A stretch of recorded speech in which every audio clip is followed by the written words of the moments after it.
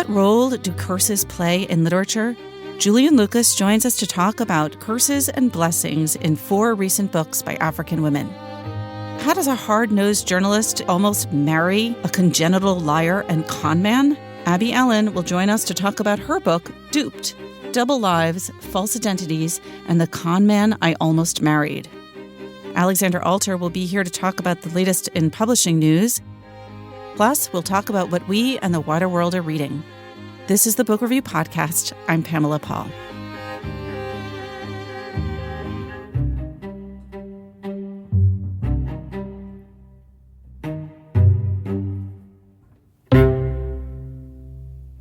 Julian Lucas joins us now. He is a contributing writer for the Book Review, and this week he looks at the role of curses in literature and specifically in contemporary African literature.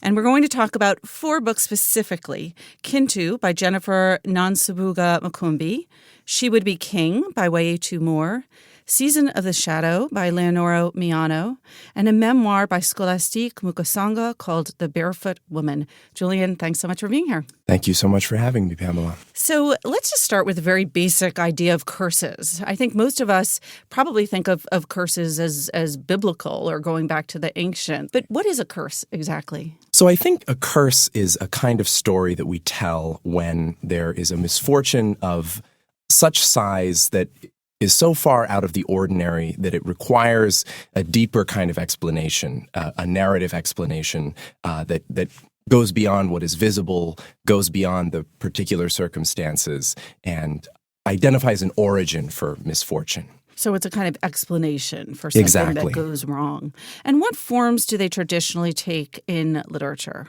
Curses are often features of family novels, from Faulkner's great novels to Nathaniel Hawthorne's House of Seven Gables, and often the curse can provide a kind of central motif that explains what binds the family together for generations, repeated events, things that happen to people because their ancestor did such and such. So they're not necessarily sort of theological or spiritual or mythological in nature? Not always, but in origin, they are. In the Bible, often when a group of people is given a distinctive character, it's because of the action of some ancestor of theirs. And interpretations of Scripture have expanded that, often in very damaging ways, using biblical curses to slander certain groups of people. And as a kind of tool in literature, I mean, it generally will then, it sort of can set off and drive a story. Exactly. You know, one of my favorite critics, Frank Kermode, in his book, A Sense of the Ending, which Julian Barnes cribbed his title from, he writes that we create narratives to feel connected to the beginning and the end, and particularly the beginning and the end of the grand sweep of history, stories that transcend our own lives so profoundly that we need a particular way in to those stories, and curses often provide that way in. All right. I want to talk about these specific books, but before I go into that, they are all about Africa. Are the authors all African? Yes, the authors are all from African countries. Okay. The novels among these are really kind of sweeping, epic, historical novels. And the memoir is also about a period, obviously, in Rwandan history. And all of them are about family. Yes. And they're all kind of contending with telling very particular histories of Rwanda, of Uganda, of Cameroon, and of Liberia. But they're also working themselves out from under more generalized notions of African history and notions of African history that have actually been informed by the idea of the curse. So in the Bible, one of the most opaque and damaging curses is what's become known as the curse of Ham. Noah is asleep and hungover after the flood has occurred, and his son Ham sees him undressed, asleep. And when Noah awakens and sees that his son Ham has witnessed this, he curses Ham's son Canaan, not even Ham himself, but his son Canaan, to be a servant unto servants, and for his descendants to be servants unto servants. And even though there's no real reference to a particular group of people in the scriptural original, that story has been associated with Africans since at least the medieval period by both Muslim, Jewish, and Christian commentators. It's been used as a justification for slavery, both the Atlantic slave trade and the slave trade in the Sahara, in the Islamic world. And to me, it struck me how powerful an interpretation of a curse narrative could be, that it could end up defining a group of people in such a damaging way. So all of these books are in a certain way working themselves out from under these generalized notions of African history. Let's start with Kintu by Jennifer Nansubuga Mukumbi. So this is a novel about Uganda. And is this historical fiction? Is it sort of magical realism? What's the style of the writing? So it's very much realist fiction with a historical component. There's a prologue that takes place in the 18th century where the kind of patriarch of the story, Chintu Kida, he is managing this very large family in this very volatile kingdom. He has twin wives. He has many, many children, one of whom is adopted. And basically, through a series of missteps, he ends up accidentally killing one of his adopted sons. And this causes a chain reaction of events that results in the adopted son's birth father cursing him and his family. And we then skip ahead to contemporary Uganda. So there's no real explanation of what is the metaphysical reality of this curse. It reappears in events that happen to this man's descendants in their struggles with mental illness and with family dynamics, but whether or not the curse is real is somewhat left to the reader. And what are the implications of the curse on the story and on this extended family? One way in which the curse manifests is in relationships between twins. So the strained relationship between the first protagonist's twin wives repeats itself in twin relationships in the future. And often these are twin relationships that end up dividing a family in a particular way. So there is one section of the novel where one of Kintu's descendants, Kanani, which is actually a reference to the curse of Ham because his name is Canaan, but it's pronounced Kanani. He is a devout Christian, and he belongs to a church that considers itself to be awakened. And he doesn't really associate with the family. He doesn't really believe in the curse, and he believes that his faith will rescue him from this curse. And he has children who end up getting to know a sister of his who he thinks of as a pagan, and she lives in the countryside. And so when his children go to live with her, they begin changing. They begin experiencing repetitions of and connections to the history that is laid out in the prologue, and this causes a lot of dissension in the family. So this is fairly overtly a sort of reimagining of the story of the Curse of Ham. Somewhat, yes. So the epigraph of the novel is actually, I profess accurately to describe naked Africa. If the picture be a dark one, we should, when contemplating these sons of Noah, try and carry our mind back to that time when our poor elder brother Ham was cursed by his father and condemned to be the slave of both Shem and Japheth. For as they were then, so they appear to be now, a striking existing proof of the Holy Scriptures. And this is from this explorer, John Hanning Speak. And the kind of joke of that is how completely she avoids that curse narrative and substitutes her own. And where the curse of Ham that's invoked in that epigraph was used to stereotype Africans as having characteristics that and a condition that originates in the Bible, Chintu's curse is much more about how groups of people do not come together into a monolithic, cohesive whole. It's about how families create chaos and diversity just through their own internal dynamics, and how this also resonates in the divisions in nations, in groups of people more broadly.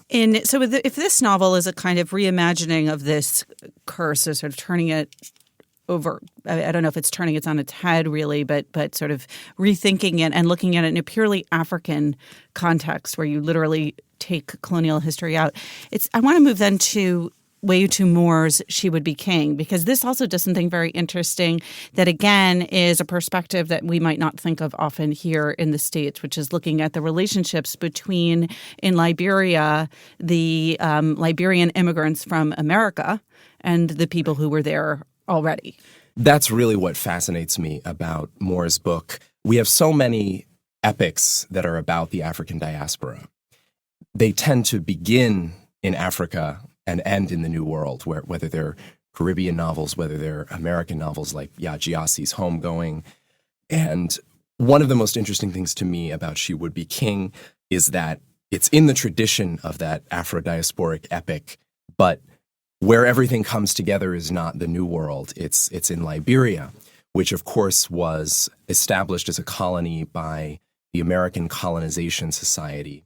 That organization was an interesting mix of free Black Americans and white abolitionists in some cases, and in other cases, slaveholders who basically believed that Africans should be sent back to Africa. We're talking about the first half of the 19th century. Right, in the first half of the 19th century. And so it was an organization that combined the utopian and millenarian hopes of African Americans in some cases, but also the racism and the xenophobia of certain whites who saw this as, so it was a kind of strange bedfellows in this organization. But what came out of it was the colony of Liberia, which later became the nation of Liberia, Africa's first republic. And Liberia, established by African Americans with a kind of capital at Monrovia, first with oversight from this organization, the American Colonization Society, but later an independent nation, also entered into relationships with indigenous groups there. And often it was one of cooperation, but often it was also one of conflict. And this is one that Moore's novel touches on somewhat. So the novel is structured around three characters who are all cursed in a certain way, though they're cursed, I say, more in the vein of the X-Men right. than in the vein of Ham or of Cain in the Bible.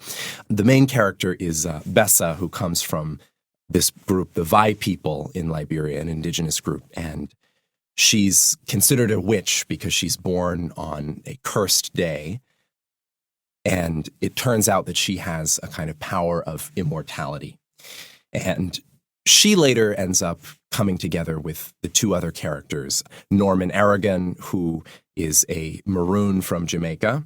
The Maroons were a group of runaway slaves who lived in what was called the kind of cockpit country, the very hilly, very heavily forested area of Jamaica, and created societies of their own there, often raiding the larger colonial areas. So there's a character, Norman Aragon, who comes from those people, and he has a power of invisibility, which sort of is an allegory for the cunning of this group, the Maroons, how they were able to create their own independent societies in the midst of these colonial societies based on slavery.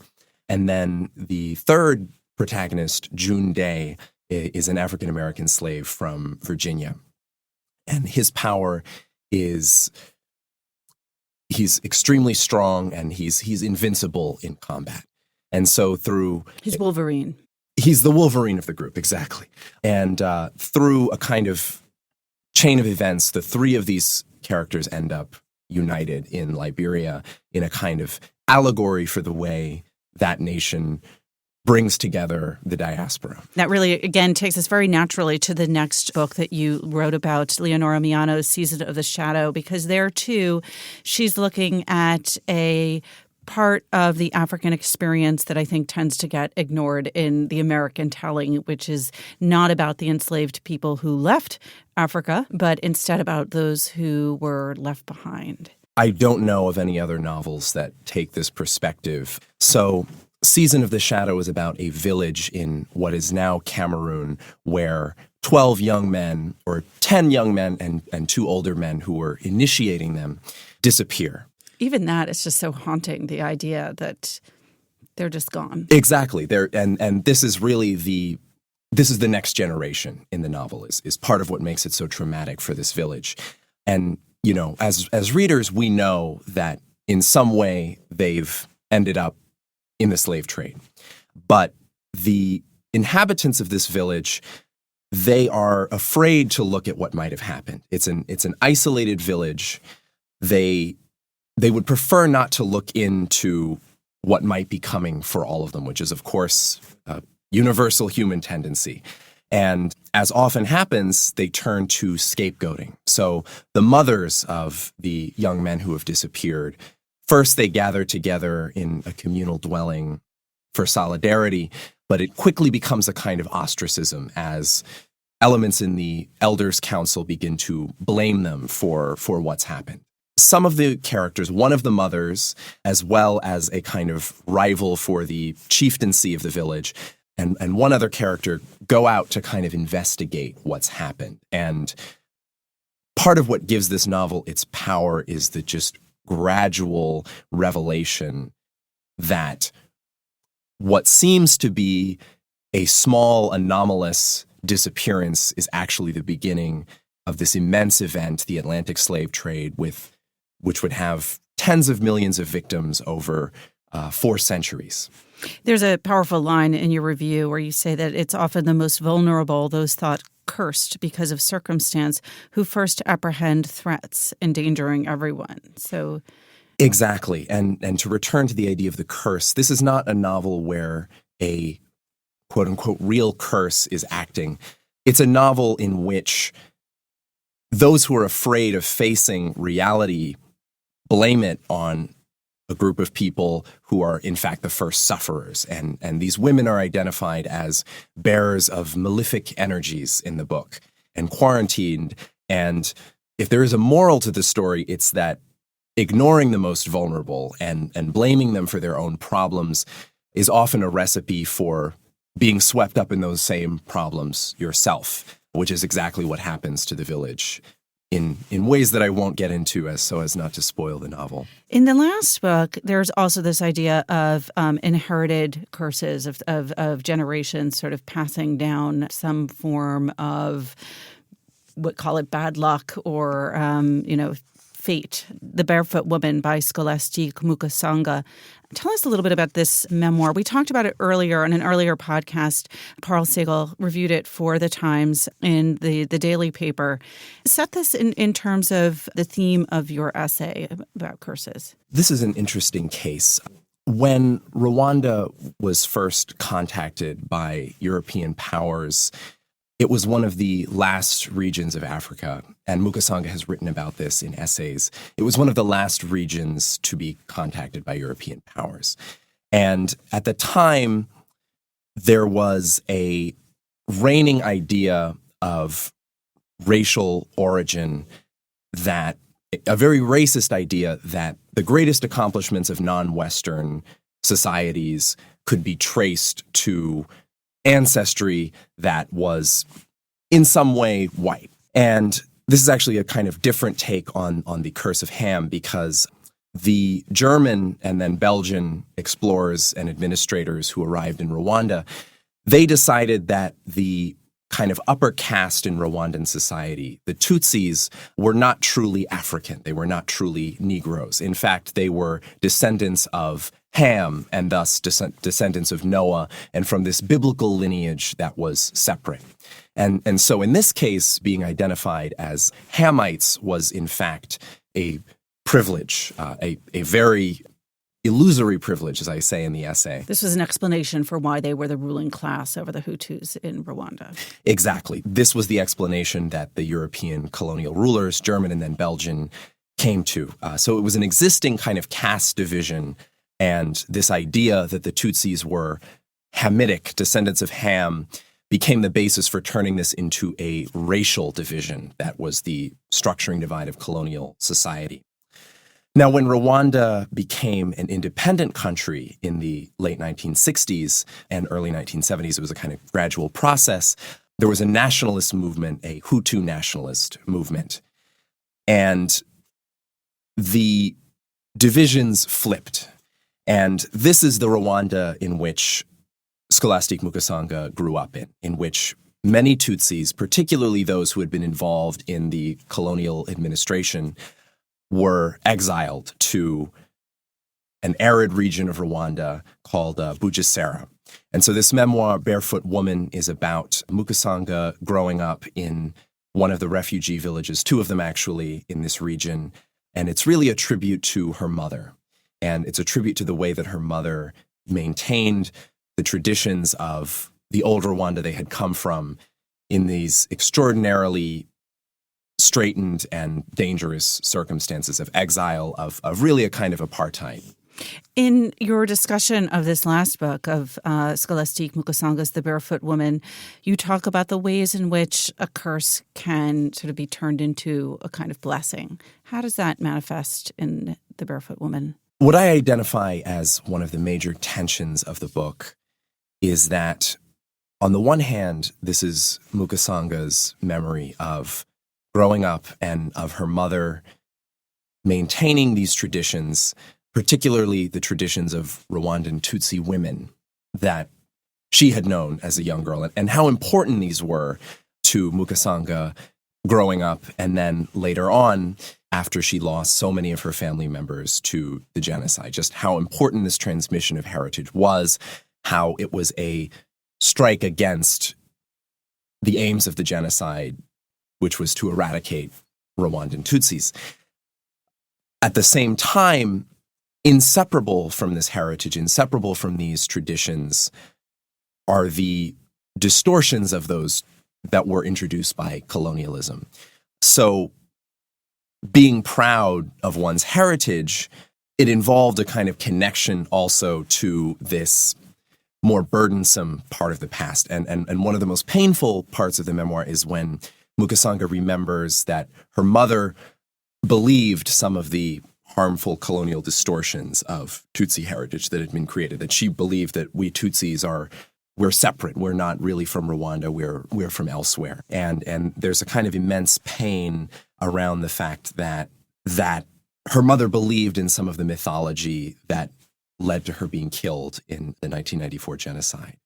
And as for that tradition also being a blessing, I think there's a way in which the stigmas that come out of that, the exile that comes out of that, the immense pain that comes out of that tradition also contains for Mukasanga the resources for surviving that. So near the end of the novel, there's an event that really moved me where one of the young women in the village is raped by one of the soldiers at a nearby camp, a soldier who kind of viewed these Tutsi refugees as disposable, as people you could do whatever you wanted with. And traditionally, women who bore children out of wedlock were expelled from the community, ostracized. But in this case, the women of the community, led by Mukasanga's mother, recognizing the pain of what had happened, they tried to find a way that they could welcome this woman and her child into the community despite what had happened, and heal what had happened to her in a certain way. And so there's sort of a ritual is performed where the mother and her child go to a sacred spring that is associated with Rwanda's legendary founder, and they're both kind of washed in the water of the spring and brought back to the community. And this is kind of the penultimate image in Barefoot Woman. And it was very powerful to me because goosebumps. Right. It's an incredibly painful story. And I should emphasize that, the redemptive elements of this story do not erase the pain and the really inconceivable loss. But it was, to me, a powerful image of how the very tradition that can impose a stigma can also provide a way of surviving, a way of dealing. And the tradition is also something that can always be reinvented. Just as curse narratives are, even though they've been so ruinous historically for so many groups of people, for this generation of writers, they've provided ways to rewrite those histories and write more particular histories of their countries that redeem them from this narrative. And really kind of take back the narrative from colonial tellers of these stories. to provide their own perspectives in all four cases. Exactly. All four of these writers have taken a form and a motif that has traditionally been used to apply a stigma and to generalize about African history, and they've used it to tell extremely particular stories about their countries and redemptive stories about their countries. The four books we're talking about again are Kintu by Jennifer Nonsabuga Makumbi, She Would Be King by Way Moore, Season of the Shadow by Leonora Miano, and The Barefoot Woman by Scholastique Mukasanga. One last question. These are all books, clearly by Africans, some of them no longer living in Africa, but by Africans and also by African women.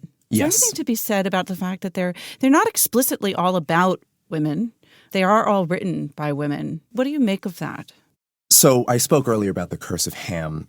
There's also historically an idea that women are a cursed gender. And I cite early in the essay the Roman theologian Tertullian, who kind of infamously read the story of Genesis as Eve's fault and said that women are the gateway of the devil, the gateway to hell. And all of these books engage not only with stigma applied to Africans, but stigma applied to women, and also the kind of solidarity that can come out of that, and the particular forms of insight. So Mukasanga's Barefoot Woman is very much about the community of women in the villages where she grew up, the kind of women's parliaments that would be held with pipe smoking and discussions of who should marry whom and how the village should be protected from the nearby soldiers. This is also, of course, an element of Miano's Season of the Shadow, these mothers who are ostracized, but also it's one of these mothers who this experience is exactly what gives her the insight to discover what's really going on, to discover the traces of the slave trade that is coming. In She Would Be King, there is Bessa being identified as a witch by her community, and then when she kind of marries into the community of Americo-Liberian, the kind of African-American settlers, there's also a difficulty of the way she's treated for being the wife of one of these settlers.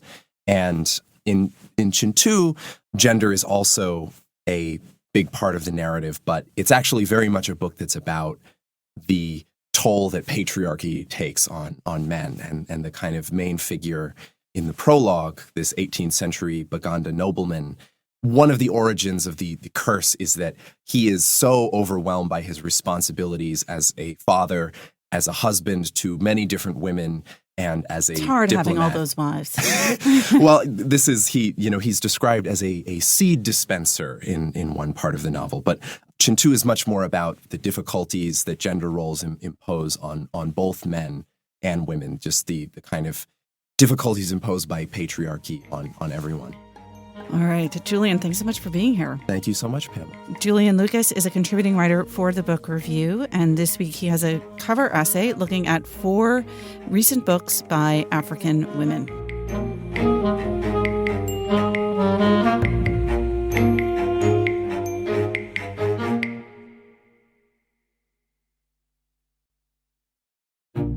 So here's a request for our listeners. I get lots of feedback from you, some complaints, lots of kind words. Really appreciate it. You can always reach me directly at books@nytimes.com. I will write back. But you can also, if you feel moved to do so, review us on any platform where you download the podcast, whether that's iTunes or Stitcher or Google Play or somewhere else. Please feel free to review us and, of course, email us at any time. Abby Ellin joins us now. Her new book is called Duped, Double Lives, False Identities, and the Con Man I Almost Married. Abby, thanks so much for being here. Thanks so much for having me. All right, I have to start with the obvious question, which is you are a journalist, which means you are a skeptic. You have interviewed people who are slippery. You've figured them out. You have translated it into plain English for all of us. You've written an expose of LASIK surgery. Like, how does someone like you get duped? But I didn't date them. These were not people that I was intimately involved with. I just reported on them. How does somebody get duped? Because it's exactly what you're saying about being a journalist and being a person. At some point, you say, you know what, maybe if I want to have a romantic life, if I want to have a personal life, I'm going to have to curb my natural skepticism. I'm going to have to stop the interrogation and just learn to trust and learn to suspend my disbelief. And so that is what I did. Also, when somebody is lying to you about being in the CIA and being a Navy SEAL and being responsible for this secret operation and that secret operation, you can't verify it. And so if you want to verify it, even if I wanted to, it would have been hard. And also, I didn't think that was a loving way to kick off a relationship. All right, let's start with the beginning of the relationship. Okay. Who is this guy? How did you meet? Where were you? I met him, he was a source, but not when we were not dating when he was a source. I met him, I was reporting a piece and I needed a doctor to quote it, to give me a quote. And so I found this doctor over the phone and he was in private practice in California. And so we spoke and the story didn't run for a year. And that was it. Didn't talk to him again. Called a year later to fact check. He said he had moved. He was back. He was in the Navy now. And he had left private practice and that he was working on a project that had to do with helping kids with cancer, opening a hospital in Iraq and Afghanistan. And coincidentally, he was going to move to Washington to work at the Pentagon. And I was changing my life. I was going to Johns Hopkins to study international relations. And so I thought, well, isn't that a coincidence? And we started talking more after that, just talking very professionally. And then it started to turn a little bit personal, but I'd never met him in person, so I didn't know. But that's sort of what happened. We got to know each other on the phone, and I thought, okay, this is the way you meet somebody. This is nice. We're meeting, we're getting to know each other, we're talking, we're not in a drunken bar, that kind of And stuff. so you had never met him? I'd never met him. Not only that, there really weren't very many pictures of him online. And he later said, well, that's because I'm undercover and I can't have a profile online. All right, so how do you meet finally? We finally meet. He says, I have to come to New York to address the United Nations. I said, okay. He said, so let's go somewhere celebratory. I said, okay. So, we went to the Four Seasons when it was still around and we had dinner and it was very nice. It was very nice. He was in his Navy whites, and I know nothing about the military. I grew up in So he could have ordered Brookline. this thing online somewhere you would not know. Exactly right. And I think he actually ended up doing that with some of his insignia stuff. I don't know. On eBay. On eBay. I don't know enough about it, and we had a nice time. He told me some things that sounded very strange to me, but again, I was actively trying to curb my disbelief. You were trying to lower your inhibitions. I was trying to lower my inhibitions and I was trying to not be the skeptical, cynical journalist. Because I thought, I'm not one of these people that the universe has a message for me. Because if that's the universe's focus, then the universe's priorities are out of whack. But I think that, there are lessons that you can take away. And the lesson that I was trying to take away was there are things you will not know. You cannot know everything. So, of course, you look back now and there are little red flags. What were the red flags? Red, pink, maroon, magenta. There were flags. He told me that he had treated very important terrorists at Guantanamo, where he had been the medical director. The thing is that actually he was a medical director there. That was so interesting. For a time he was. He mixed his fiction and his nonfiction. Oprah would have kicked him off her her book club. I mean, he wasn't telling the complete truth, but he wasn't completely lying. He told me that he had met his ex-wife when he rescued her when she was held hostage in Iran. And I said, when were we in Iran? And he said, no, it was a secret mission. You would never have heard about it. He had nightmares in the middle of the night, and he screamed bloody murder. And I said, why? What is going on? He said, I was held hostage in China, and they beat me. And that is why I have to sleep with the Food Network blaring and with the lights on, because I'm afraid of the dark. If it were me, I would want a timeline. Did you ever just say okay, wait, so you were in China and then you were in Iran and Yes. did it all work together? Did it fit? There was a few years that were unaccounted for. It did work because he had been in a pole vaulting accident, so he had left college. Is that true? That is true. Well, pole vaulting, I don't know, but I know that he had stomach issues because I later contacted his ex-wife and then his ex-wife, whom I didn't know about, and that was all true. He had stomach problems. He said he had been shot. I don't think he'd been shot. I don't think that wasn't true. Not I don't think. That wasn't true. I asked for timelines. He also said that he had an uncle. This is what he said. He had an uncle, and the uncle was doing work for the Mossad. And when this guy, the commander, as I called him, was a teenager, he was recruited by this uncle, and that he had this medal from Golda Meir. Okay? These things, because he was an older guy, and these things... How old was he? Well, I was 42. He was 58. So that was older. And he's older still now. None of it made sense. It didn't make sense to me. And yet somebody has to do this stuff, right? And so what better than a nerdy, asthmatic, guy with bad posture? But he really was a doctor. He really was a doctor, and he really was in the military. He was in the Navy, but he had never been a SEAL, and he was not working for the CIA, and his wife had never set foot in Iran. Okay, so how long did you date him? 1 year. And you got engaged? So my parents met at Grossinger's, and they got married after 3 months. 52 years later, and 3 kids, they are still together, okay?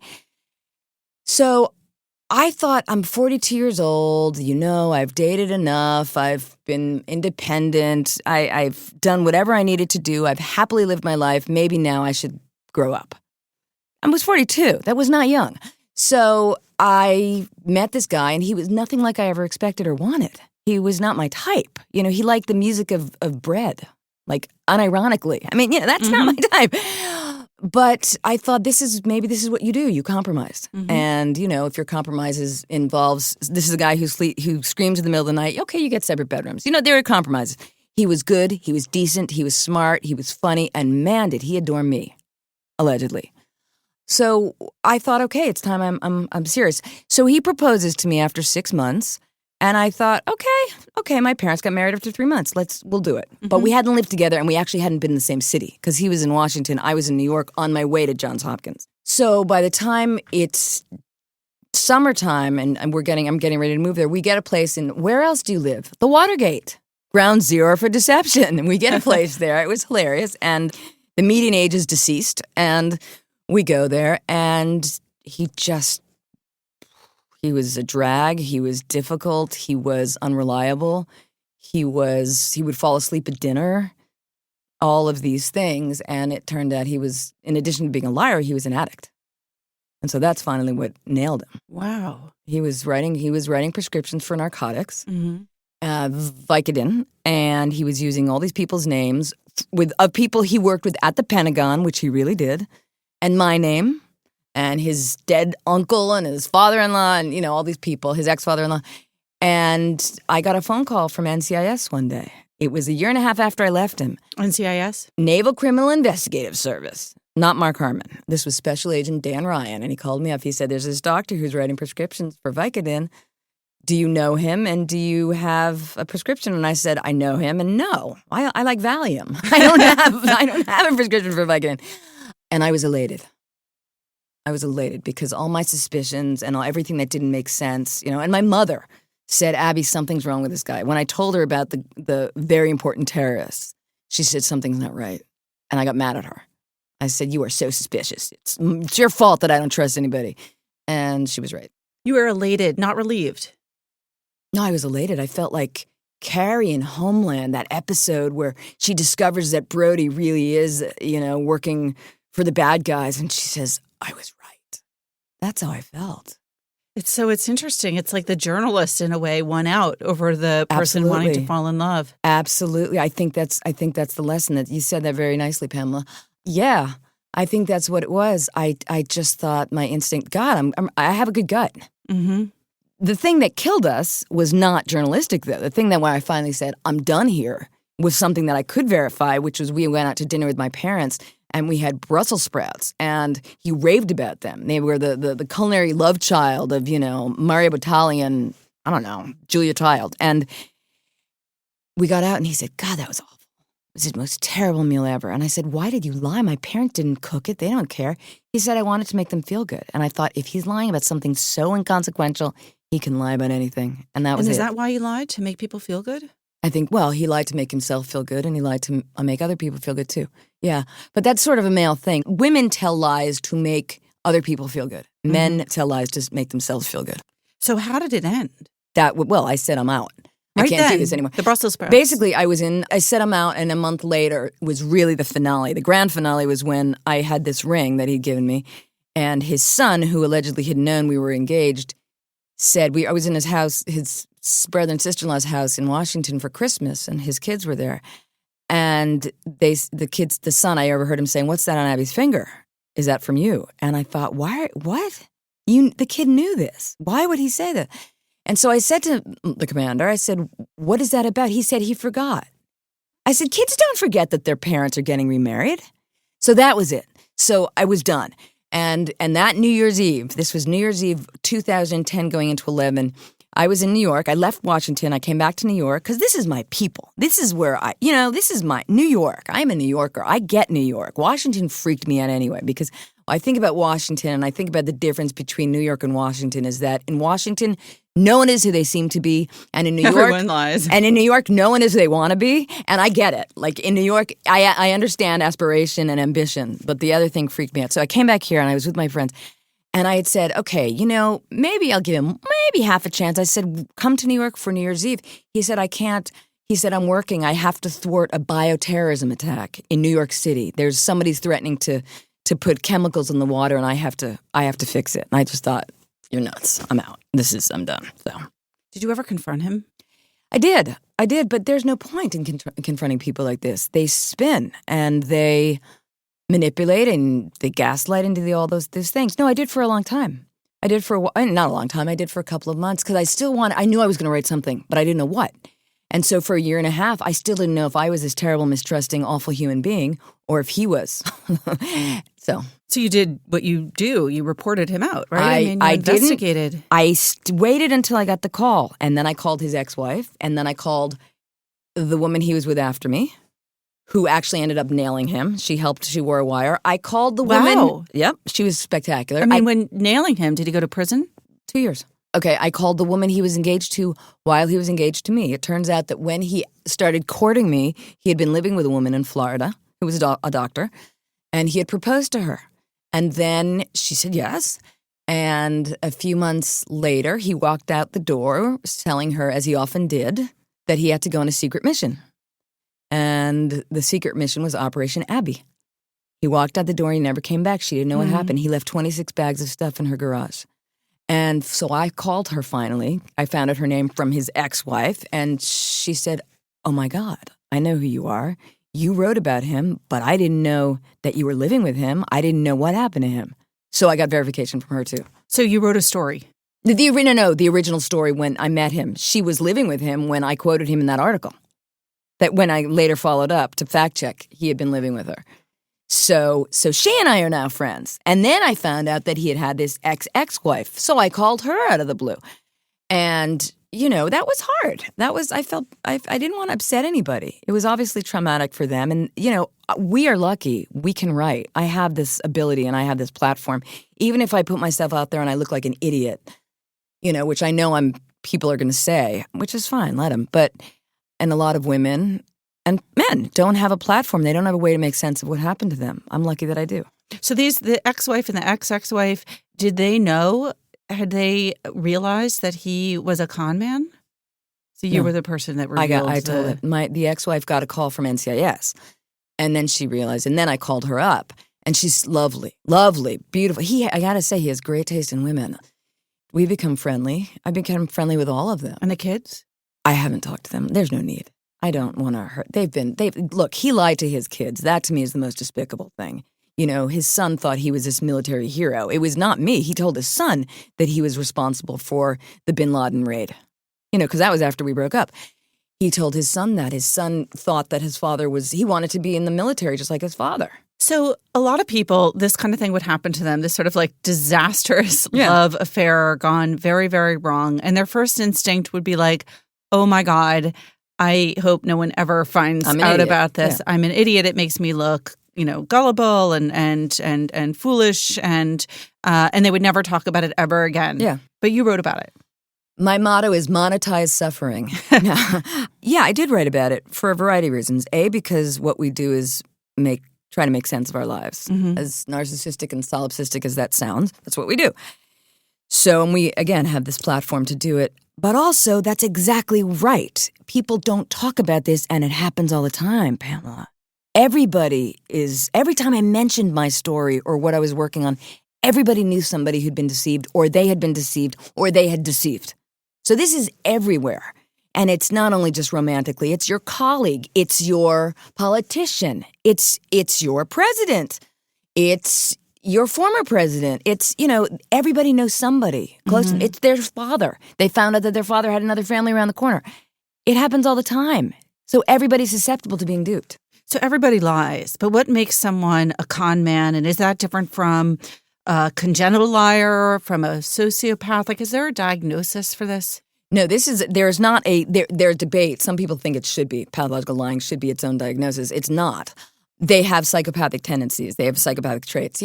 What it would be is actually coercive control, which is illegal in England, in the UK, but not here, which is in romantic relationships when they're manipulating and gaslighting and lying to you and making you think that there's something wrong with you. That's, and it's a form of domestic violence. What makes somebody do it? They're really smart. They're really creative. I mean, you get someone like Frank Abagnale. He's brilliant. And now he's using, it's funny because this now— is the Catch Me If You Can guy. Catch Me If You Can guy. He's using his superpowers for good now. He's helping with, he's working with AARP and helping with elder fraud. But for a long time, he was using his superpowers just to get one over on people. So you go out to write this book, and you did a lot of research. Tons. How did you look into this? There are two kinds of people. There are people who are interested in the perps, and then there are people who are interested in the dupes. But most of the people who are interested in the dupes are people who've been duped, or will talk about it. And there really isn't that much focused on the quote-unquote victim. And that's where I was interested in, because I've always been interested in how do you make sense of this when your life has been upended, when you find out that you have 7 siblings from another family that you didn't know your father had, when you find out that your husband is, embezzling all this money. How do you make sense of it? So that's what I was interested in. But I was also interested in how and why they pull it off. So I had to look at both. But my focus was really on the duped. And in fact, I was going to call it at one point the duped, because it was the people on my end who don't talk about it. I was interested in how they move on.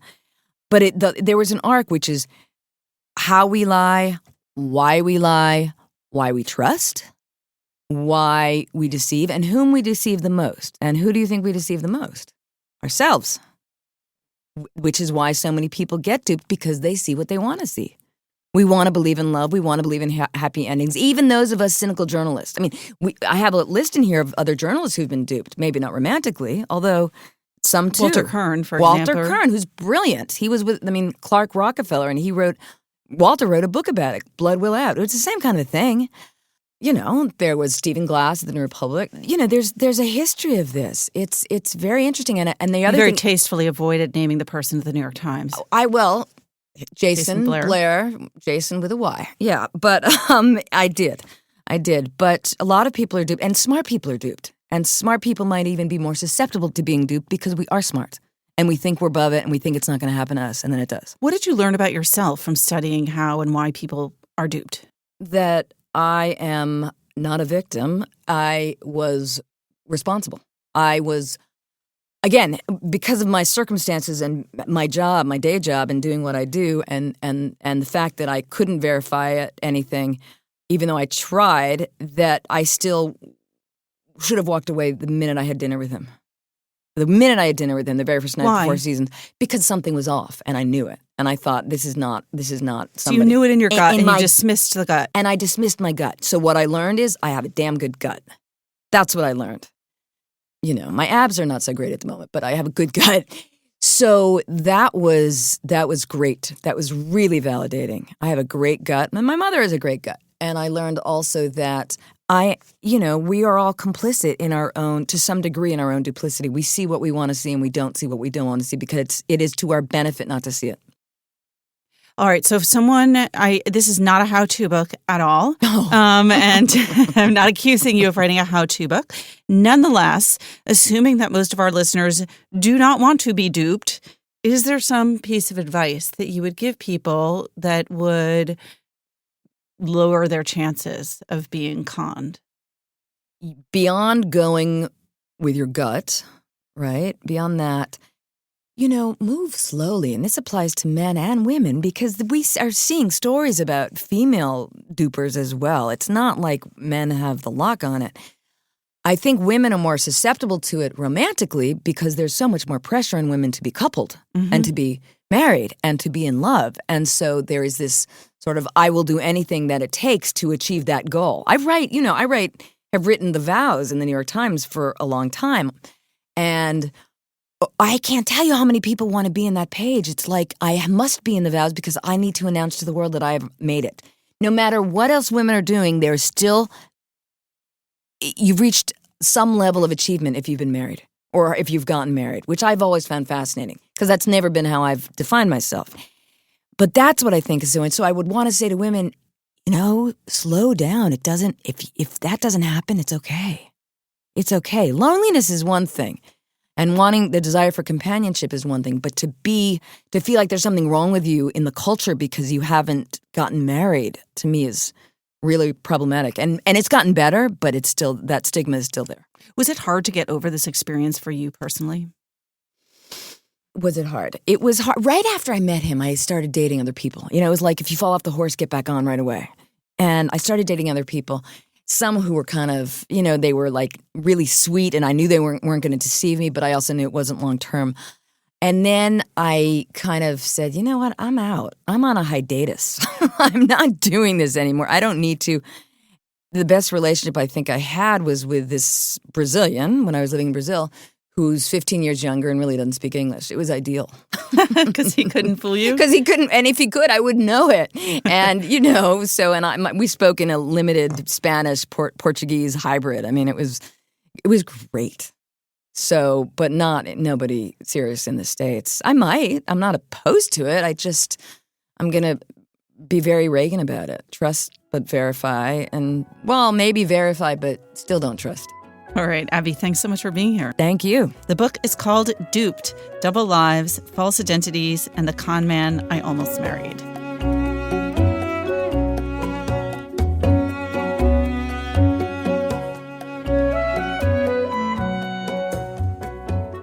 Alexandra Alter joins us now with some news from the publishing world. Hi, Alexandra. Hi, Pamela. What's new? So some interesting figures came out about book sales in 2018, and as we had suspected, they showed that sales of print units continued to rise.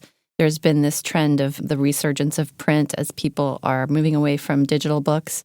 There's also the enormous growth of audiobooks, which I think has become the preferred digital format for a lot of readers. So these numbers came from NPD BookScan, and their final count of unit sales for 2018 showed that there were 296 million books sold. That's a 1.3% gain over 2017. So that's a significant rise in print. And it also showed that adult nonfiction was up quite a bit by 14 million units. And that's almost a 5% increase. So that was interesting to see. And we've seen, of course, a lot of the political books driving that trend. In the meantime, kind of as a corollary to that, adult fiction sales fell.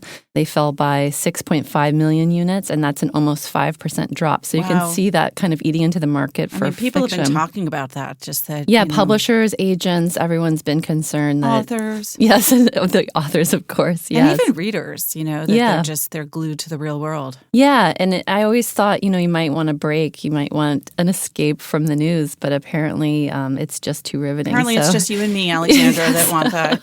Yeah, so that was interesting. And adult hardcover sales were also very strong last year, and I think that's been a very encouraging trend for publishers because that's where they make a lot of their money with those hardcover sales, and it shows that there really is a strong appetite for new books. How does it roughly break down these days in terms of what percentage of people read carbon-based books, what percent read ebooks, and what percent read audio? I'm sure some people do all three.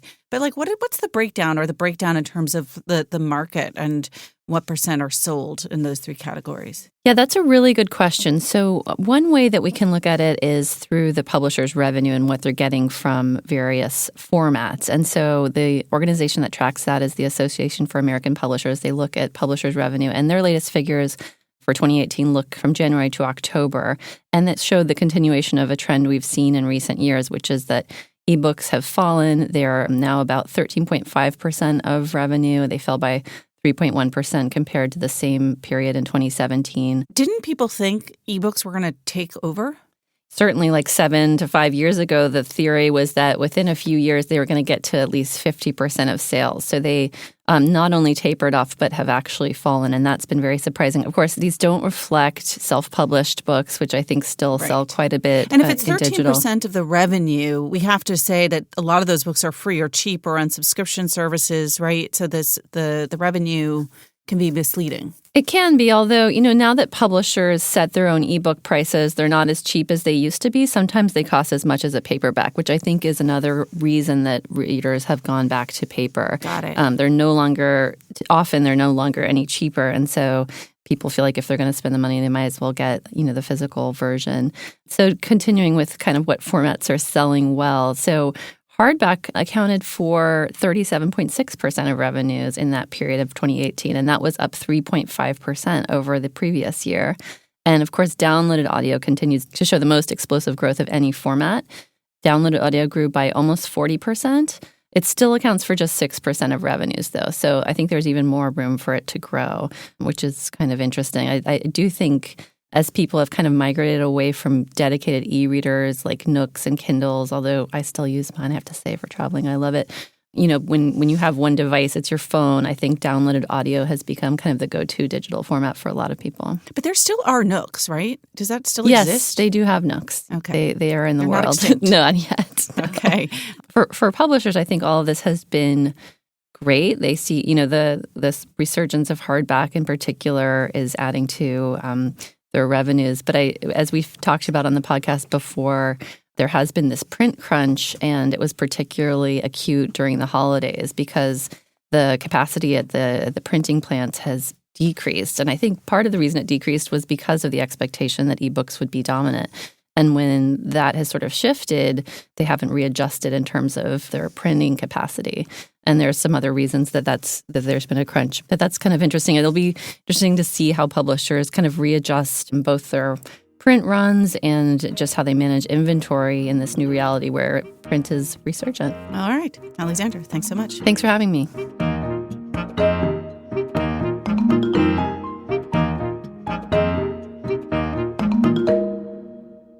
Joining us now to talk about what we're reading, my colleagues Greg Coles, Tina Jordan, and John Williams. Hi, guys. Hey, Pamela. All right, let's start with John because I consider what you're reading a little bit of a betrayal. We're going to fight. What I read this time around was Conversations with Friends by Sally Rooney, a novel that got a lot of attention last year when it was, I think it was published at the very end of 2017 maybe, but it got a lot of attention. And she has a new novel coming out in the spring, and so partly to prepare to read that, I read this novel in full.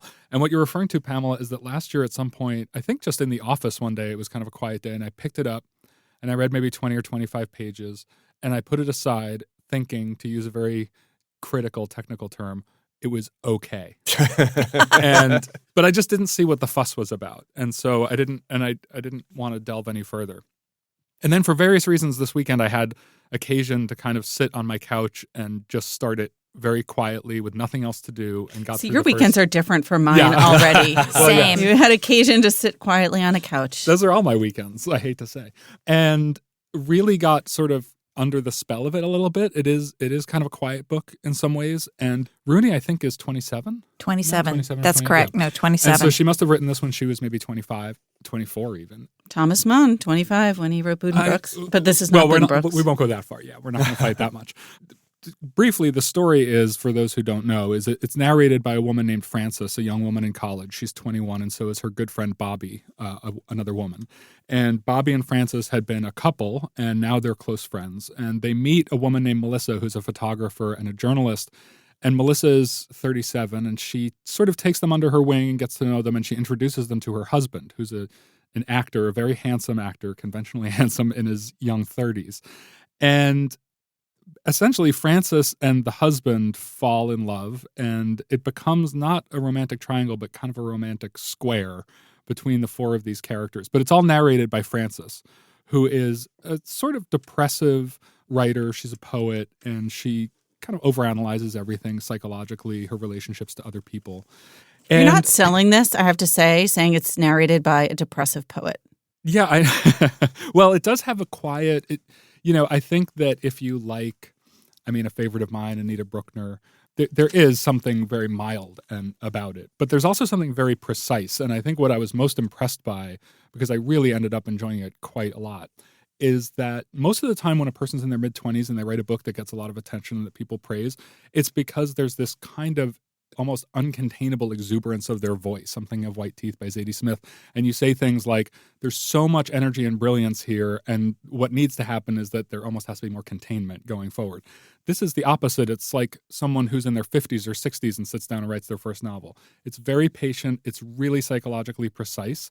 And it is very muscularly written. There isn't much extra going on. She's really cut it down to the essentials. And I just ended up feeling like it was propulsive, even though it's a quiet novel. It's so funny that you're reading that, because on Twitter, all of my friends who had also sort of refused to read it or had put it aside at some point have been picking it up and reading it and loving it. I think Greg had mentioned earlier that it might be in preparation for Greg, the you're next still novel. on my team. Like John, I did not finish this book. I started it when it came out. It was a very buzzy book when it came out. And I read further than 20 or 25 pages in. I gave it probably twice that and thought, okay, I get it. And I just never was propelled. You The call stakes it felt low propulsive, to but me. I never kind of, I thought, all right, I got it. And I put it back down then. She has a new book coming out this spring called Normal People, and it's, again, getting quite a lot of attention. So I may have to pick it up. John, you're selling it again. A little bit. Yeah, maybe I'm just too old. I mean, I had the same experience you did, Greg. I mean, I read pretty far in it. I got it. I put it down. My 25-year-old picked it up and blew through it, in a couple of hours on the couch one afternoon and, couldn't stop talking about it. And our colleague Lauren Christensen, who is not much older than 25 herself, was a huge fan of Conversations with Friends. And so is Lovia Gayarki, who's even younger than Lauren. But I will say that I am much, much older than 25, and I normally hate a lot of things like this on paper. Like if you described this book to me before I read any pages, I would have said, "No way." I'm running in the opposite direction. I think I only read 20 pages. So you're like, when does it pick up? We were similar. We'll talk after. We'll see if Pamela This is revisits the post-podcast confrontation. Yeah. Yes. And when All right, her so- next book comes out in April, maybe we'll all reconvene and talk about it again. But for now, Tina, what are you reading? Okay, so I'm reading something called The Big Empty by Stan Jones, and our crime columnist, Marilyn Stasio, recommended this to me because I took a trip to Norway last year, and much of the trip was above the Arctic Circle, and I was really taken by the landscape. Mm-hmm. And I got to talking to her, and she knows I like thrillers, and she mentioned Stan Jones and this particular series because it's set in far northern Alaska. And Is there a co-writer, or is Patricia Watts a character? Patricia Watts is a co-writer on this one. It's the first time he's had a co-writer, I think. The first ones are just by him. Anyway, the main character, and I've only just started, works for the Alaskan State Police. He's they don't have police departments, in a state that big and where things are that remote. So he oversees a large area. And I've only just gotten started. He's investigating the crash of a small plane. And of course, up there, when you need to go someplace, when you need to go to town. Right, you don't drive, you fly. You fly. Yeah. But it's giving me those descriptions I had hoped for, just the vastness, the quietness. Is there a noir feeling to it? Because The Big Empty is so resonant of The Big Sleep. Yes, there is a noir element to it. And I think that really is the name of that part of Alaska, this sort of place where there just aren't many people. That's funny. Connecticut, where I live, has the Quiet Corner. What is the quiet Isn't that corner? all of Connecticut?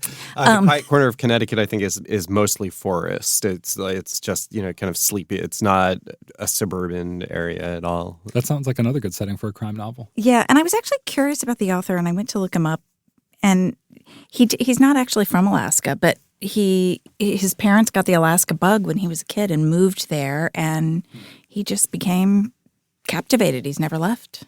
Greg, what about you? You have a mystery. I do have a mystery. If you combine Tina and John, your readings, because Sally Rooney is Irish, and Tina, you're reading a mystery. I'm reading an Irish mystery. You'll remember a couple of weeks ago, I was procrastinating Ulysses with William Trevor's stories, and I said, well, at least it's Irish. So I'm kind of keeping myself in that universe. I'm still keeping myself in that universe with... I'm jumping on the Tana French bandwagon, which people in the book review all kind of jumped on last year with this book, The Witch Elm, which Stephen King reviewed on our cover. I have not read Tana French before. She's best known for her series of the Dublin Murder Squad mysteries, which although it's a series, they could each be read as kind of standalones because they go into different characters on this Dublin murder squad, the police department there. But this is not part of that series. This is a standalone book about a guy named Toby who used to work publicity. When the book opens, he's still working for PR at a small art gallery, kind of a small struggling art gallery in Dublin. He's attacked by a couple of robbers right at the beginning of the book and goes to the family estate to recuperate. And the bulk of the book is about the mystery that unfolds on that estate, not about his attack. Although you get a sense that they may kind of weave together by the end, that something about the family mystery may also explain why he was attacked. There's something, it's very much, a suspense novel and a crime novel and genre in that sense. But I also think it has such a sense of history and bringing in and kind of social consequence. There's a lot of kind of this Me Too stuff running through it that in funny ways, it reminds me of a book like Song of Solomon, where it's about the past, somebody who's skated along through life, learning how the past has so much more consequence on the present than he has previously realized. And so that's what's, really holding me here. I also felt like it was just such a stunning psychological portrait of a family. Yeah. And how they interact with one another and who keeps secrets from whom. She's a lovely writer too, just at the level of the sentence. And so I said it's very much a genre novel, but it is, and it is propulsive, but it's true that most of the mystery happens at the level of the psychology. Well, I'm the only one here who hasn't read The Witch Elm, so I'm gonna move us along because I'm feeling very left out. Pamela, what do you have? I read a quick little book that I read for purpose. The book is The Bonjour Effect, The Secret Codes of French Conversation Revealed by Julie Barlow and Jean-Benoit Nadeau, who wrote, I think, 2 books that sold very well, perhaps bestsellers, The Story of French and 60 Million Frenchmen Can't Be Wrong. And I read it with the express purpose of I was really missing France as a former resident and someone who used to go back every 6 months or so, but long ago stopped doing that. I read it to sort of stave off my French sickness. And it did, in fact, have the opposite effect. And I think it was on page 112 that I put the book down and I bought a round-trip ticket to Paris. Wait, you did? I did. I did. I'm going by myself. I'm going to sleep on a friend's sofa. I just need to get back there. But so in that sense, it was totally ineffective. But it's a subject that I've always been interested in, which is the way in which language both reflects culture and also kind of drives culture. But it was totally enjoyable and informative, even as someone who speaks French and has lived there and gone to school there and worked there. There were lots of things that I learned, and they said it very much in the recent past. So it's written by this couple. They're Canadian. They are Quebecois who lived in France in 1999 and in 2001 and returned to France in 2013 with their twin adopted Haitian Canadian daughters. And so they're seeing France through the lens now of parents and through the sort of secondary lens of their daughters. And that in certain ways reflected my own experience living in France, first as a student and then returning years later to the family that I lived with as a student. So they're seeing it through the lens of their kids and as parents, and they're getting a different slice of France, which is also a view on France that I'm kind of interested in, as well as looking in particular at the politics of the last few years. So yeah, it didn't do what it was supposed to do, but it was completely interesting. And the title, The Bonjour Effect, is, just to explain quickly, that in France, if you do not say bonjour at the beginning of a conversation, it basically means there is no conversation, and that anyone who's gone to Paris. Gambit. Yeah, it's basically, it's almost like a kind of like positioning. There are certain phrases in other languages, like in Thai, you have what's called a politening syllable that you have to put at the end of all of your sentences. And if you're a woman, it's ka, and if it's a man, it's kra. And after a while, with deep familiarity, you can drop the ka and the kra. Going from vous in French for you to tutoying someone. It's a kind of word that we think has a meaning, but it also really has a function. And this is sort of asking for permission to talk to someone. And many people who go to France who don't know this are often surprised and think, well, the French are so rude and awful. But it's really just because you didn't say bonjour, and you didn't also wait for them to say bonjour back. Well, now I need to book a ticket and go back and do it the right way. I've been to Paris once, but I don't think I did that all the time. Well, you read this book and then you buy your ticket. It's very effective in that Gladly. way. That's the bonjour effect, in other words. All right. Thanks, guys. Thanks, Pamela. Thanks, Pamela. Remember, there's more at nytimes.com/books, and you can always write to us at books@nytimes.com. I write back, albeit not right away. The Book Review Podcast is produced by Pedro Rosado from Headstepper Media, with the great help of my colleague, John Williams.